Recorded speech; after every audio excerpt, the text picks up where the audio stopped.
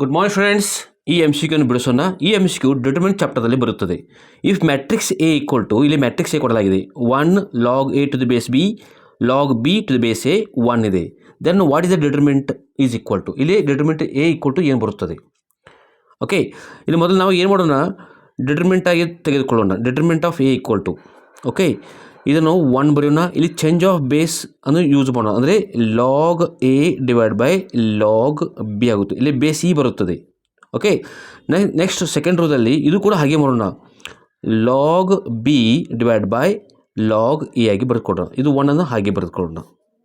Okay, ನಾವು determinant of A is equal to, ಮೊದಲು ಇವು ಎರಡಕ್ಕೂ ಮಲ್ಟಿಪ್ಲೈ ಮಾಡೋಣ. 1 into 1 ಬಿಕಮ್ 1 ಮೈನಸ್, ನಂತರ ಇವು ಎರಡಕ್ಕೂ ಮಲ್ಟಿಪ್ಲೈ ಮಾಡೋಣ. So log A by log B into log B divide by log A ಆಗುತ್ತದೆ. So determinant of A equal to 1 minus, ಇಲ್ಲಿ ಲಾಗ್ ಎ ಕ್ಯಾನ್ಸಲ್ ಆಗುತ್ತೆ, ಲಾಗ್ ಬಿ ಕ್ಯಾನ್ಸಲ್ ಆಗುತ್ತೆ, ಅಂದರೆ ಇದು 1 ಬರುತ್ತದೆ.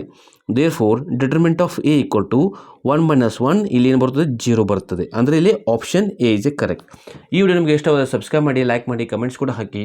ಸಬ್ಸ್ಕ್ರೈಬ್ ಮಾಡೋದ್ರಿಂದ ಮುಂದೆ ಬರುವಂಥ ವಿಡಿಯೋ ನೋಟಿಫಿಕೇಶನ್ ನಿಮಗೆ ಸಿಗುತ್ತದೆ. ನಿಮಗೆ ಬೇರೆ ಮ್ಯಾಥಮೆಟಿಕ್ಸ್ ವಿಡಿಯೋ ಬೇಕಾದರೆ ನನ್ನ ಯೂಟ್ಯೂಬ್ದ ಪ್ಲೇಲಿಸ್ಟ್ನಲ್ಲಿ ಹೋಗಿ ಐ ಬಟನ್ ಕೆಲವು ಲಿಂಕ್ಸ್ ಇವೆ, ಈ ವಿಡಿಯೋ ಡಿಸ್ಕ್ರಿಪ್ಷನಲ್ಲಿ ಕೆಲವು ಲಿಂಕ್ಸ್ ಇವೆ. Thanks for watching.